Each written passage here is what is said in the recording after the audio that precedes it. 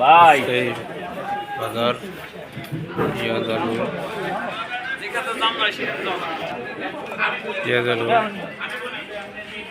বাজার পেঁয়াজের আমদানি ভালোই আছে।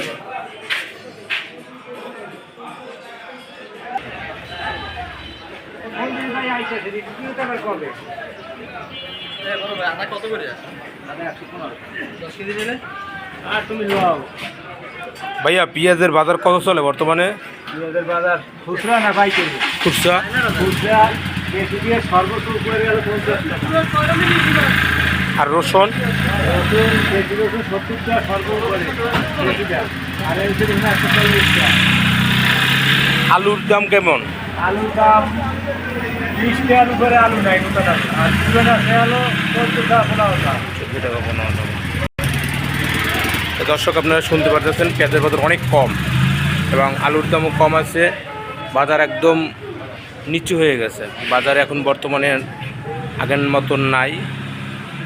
এখন বাজার অনেক দাম কমে গেছে, মানুষের হাতের নাগালে এসে গেছে।